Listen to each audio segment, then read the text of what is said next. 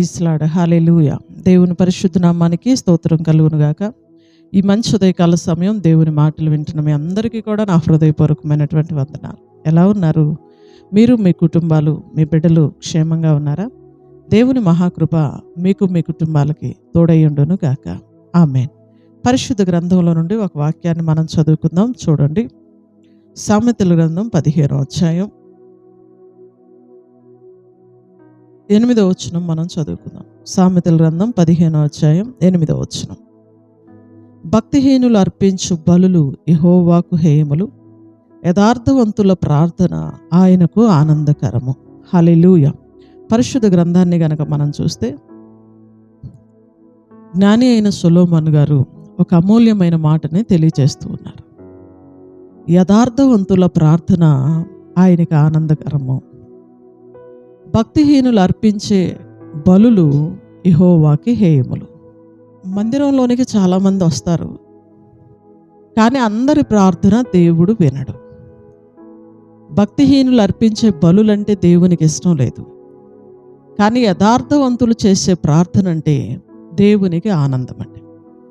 చాలామందికి భక్తి ఉండదు, కానీ దేవుని మందిరంలో ఏదైనా పని చేస్తున్నారంటే, ఒక మీటింగ్ పెడుతున్నారంటే, లేకపోతే ఇంకొకటి ఏదైనా మందిరం కడుతున్నారంటే భక్తిహీనులు అందరూ కూడా సహాయపడుతూ ఉంటారు.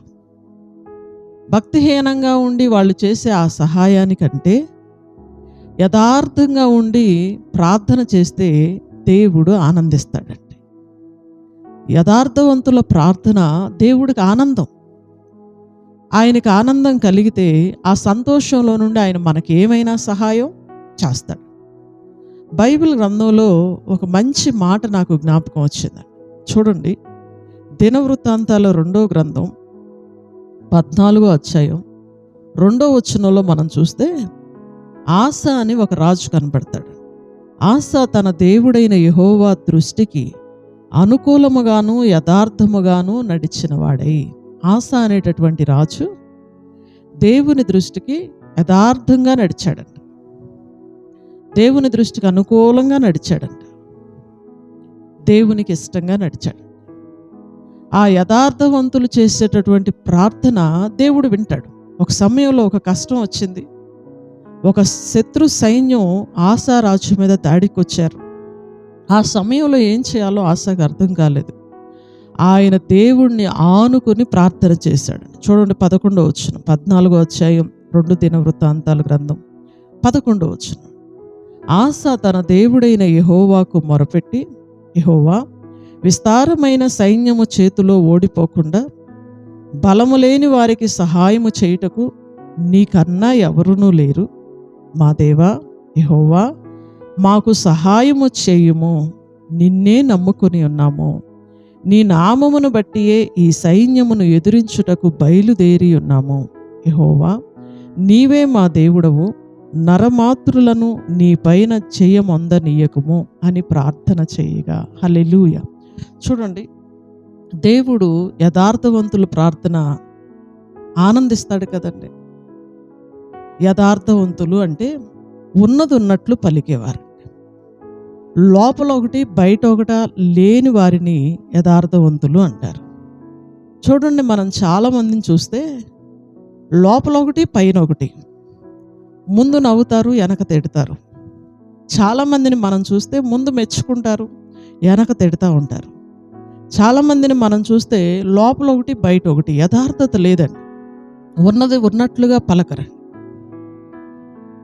లేనిపోయిన మాటలు చెప్తా ఉంటారు. యథార్థత లేదు. దేవుడు వింటున్నాడు అనేటటువంటి భయం లేదు. ఈరోజు చాలామంది కంటే దేవుని భయం లేదు, యథార్థమైన జీవితాలు లేవు.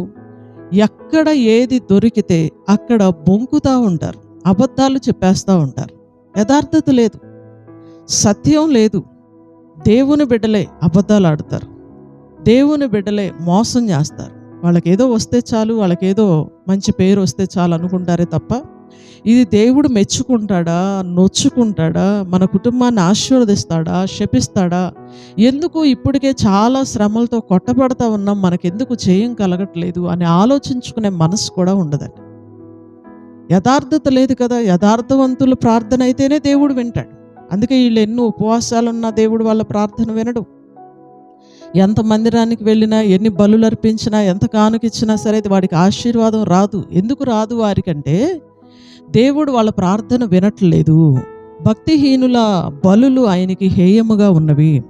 యథార్థవంతుల ప్రార్థనే దేవుడు ఆలకిస్తాడు. చూడండి, ఆసా అనేటటువంటి రాజును గనక మనం చూస్తే ఆయన దేవుని దృష్టికి అనుకూలంగా బ్రతికాడంట, యథార్థంగా ఉన్నాడంట.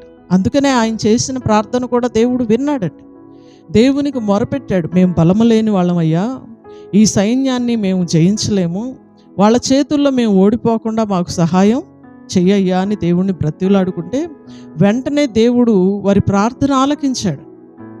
చూడండి 12వ వచనంలో, యెహోవా ఆ కూషీలను ఆశా ఎదుటను యోధావారి ఎదుటను నిలవనీయక వారిని మొత్తినందున వారు పారిపోయారు. దేవుని స్తోత్రం చెల్లిద్దామండి. యథార్థవంతుల ప్రార్థన దేవుడు ఆనందిస్తాడు. ఆయన ఆనందపడేటట్టు కనుక మనం బ్రతకగలిగితే ఆ ప్రార్థనకి ఖచ్చితంగా జవాబు వచ్చేది. చూడండి, ఆసా రాజు ప్రార్థన చేశాడు. దేవుడు కూషీలనంటే యోధావారి ఎదుట లేకుండా, ఆసారాజు ఎదుట లేకుండా వాళ్ళని పారిపోయేటట్టు చేశాడంట. దేవుని స్తోత్రం చెల్లిద్దామండి. యుద్ధం చేయలా, పారిపోయేటట్టు దేవుడే చేశాడు. శత్రువులను పారిపోయేటట్టు దేవుడు చేయగలడు. ఎప్పుడు చేస్తాడు అంటే మనం దేవుడు నచ్చినట్టు బ్రతికితే, దేవుడికి మెచ్చేటట్టు మన జీవితం మారితే. చాలామంది అనుకుంటారు, నేను రోజు ప్రార్థనకు పోతున్నా, నా రోగం ఎందుకు తగ్గట్లేదు, నేను రోజు ప్రార్థనకు పోతున్నాను, నా సమస్య ఎందుకు తీరట్లేదు, నేను నువ్వు రోజు ప్రార్థన చేస్తున్నావా, నువ్వేం చేస్తున్నావు, మంచి కానుకిస్తున్నావా అనేది ముఖ్యం కాదు. బైబిల్ ప్రకారం యథార్థంగా బ్రతకాలి. యథార్థవంతుల ప్రార్థనే దేవుడు ఆనందించే ప్రార్థన. యథార్థవంతుల ప్రార్థనే దేవుడు ఆలకిస్తాడు కూడా. బైబిల్ గ్రంథాన్ని మనం చూస్తే హిజ్కియా రాజు కూడా మరణకరమైన జబ్బు చేసింది. నువ్వు చచ్చిపోతున్నావు గనక నీ ఇల్లు చక్కబెట్టుకోమని యెషయా ప్రవక్త ద్వారా దేవుడు హిజ్కియా రాజుతో మాట్లాడితే వెంటనే ఆయన గోడ తట్టు తిరిగి హిజ్కియా రాజు దేవుని సన్నిధిలో ప్రార్థన చేశాడు. ఆయన ప్రార్థనలో ఏమని అడిగాడంటే, అయ్యా, నీ దృష్టికి నేను ఎలా అనుకూలంగా బ్రతికానో, నేను ఎలా యథార్థంగా నడుచుకున్నానో దయతో నన్ను జ్ఞాపకం చేసుకోయ్యా అని కన్నీరు విడిచి హిజ్కియా రాజు ప్రార్థన చేస్తే చచ్చిపోయే ఆ రాజును దేవుడు బ్రతికించి మరలా 15 సంవత్సరాల ఆయుష్ను దేవుడు పొడిగించాడు. దేవుని స్తోత్రం చెల్లిద్దామండి. హల్లెలూయా. ఇలా గనక మనం చూసుకుంటా వెళ్తే చాలామంది భక్తులు ఇలా యథార్థంగా ఉండి ప్రార్థన చేస్తే దేవుడు విన్నాడు. దేవుని పిల్లలుగా మన ప్రార్థనలతో దేవుడు ఆనందించాలన్నా, మన ప్రార్థన విని ప్రభు మనకు సహాయం చేయాలన్నా మనం ఎలా ఉండాలయ్యా అంటే యథార్థంగా ఉండాలి. మన మాట అవునంటే అవును, కాదంటే కాదు, ఉన్నదే చెప్పేయాలి. లోపల ఒకటి బయట ఒకటి ఉండకూడదండి. మనుషుల ముందు ఒకటి వాళ్ళ వెనక ఒకటి ఉండకూడదండి. మనం ఏది బోధిస్తున్నామో దాన్ని పాటించాలి. సేవకులమైన మేమైనా అంతేనండి. అందరికీ మంచి బోధ చేసి తర్వాత మేము తప్పిపోతే మా ప్రార్థనకు జవాబు రాదండి. బైబిల్ ప్రకారం ఏంటంటే మేము ఏది బోధిస్తున్నామో అలా బతికితేనే మా ప్రార్థనకు కూడా జవాబు వచ్చింది. కేవలం ప్రజలకు బోధించి మేము తప్పిపోయినా మా ప్రార్థన కూడా దేవుడు వినడు. బైబిల్ అందరికీ ఒకటేనండి. అందరం కూడా యథార్థంగా బ్రతకాలి. బైబిల్ మొత్తం ఒకటే చెప్తుంది, సత్యాన్ని అనుసరించి బ్రతకాలి, యథార్థంగా బ్రతకాలి, పరిశుద్ధంగా బ్రతకాలి. ఈ బైబిల్లో యేసు ప్రభువుని నమ్ముకోవటం అంటే ఒకటేనండి, పరిశుద్ధత, పాపాన్ని విడిచిపెట్టాలి, అబద్ధాలు విడిచిపెట్టాలి, లోపల ఒకటి బయట ఒకటి ఉండకూడదు, యథార్థంగా బ్రతకాలి. అలా చేసి గనక మనం ప్రార్థన చేస్తే దేవుడు ఆనందిస్తాడు, ఆయన మనకు సహాయం చేస్తాడు. ఈ ఉదయకాల సమయం దేవుని మాటలు వింటున్న ప్రియ సహోదరుడా, ప్రియ సహోదరి, నువ్వు ఎవరివైనా సరే యథార్థంగా బ్రతికి చూడు. దేవుడు నిన్ను బట్టి ఆనందించేటట్లు బ్రతికి చూడు. ఖచ్చితంగా దేవుడు నీ ప్రార్థన వింటాడు, నీ కన్నీరు తుడుస్తాడు, నీకు సహాయం చేస్తాడు, శత్రువుల మీద నీకు విజయాన్ని దేవుడు ఇస్తాడు. God bless you. ప్రార్థన చేసుకుందాం. పరిశుద్ధుడైన తండ్రి, ప్రేమ కలిగిన మా ప్రభువా, దయగలిగిన యేసయ్య, కృపామయుడా, మీకు వందనాలు, స్తోత్రాలు, స్తుతులు చెల్లిస్తూ ఉన్నాం. ఈ మంచి ఉదయకాల సమయం అమూల్యమైన నీ మాటల ద్వారా మీరు మాట్లాడినందుకు వందనాలు. ఈ రోజంతా కూడా నీ కృపా సన్నిధిని బిడ్డలకు తోడుగా ఉంచండి. యథార్థంగా మేము బ్రతికి మీరు ఆనందించేటట్లు మా జీవితాలు మారటానికి సహాయం చేయండి. నీ వాక్యం అంగీకరిస్తున్న ప్రతి బిడ్డని, వారి కుటుంబాలని దీవించండి.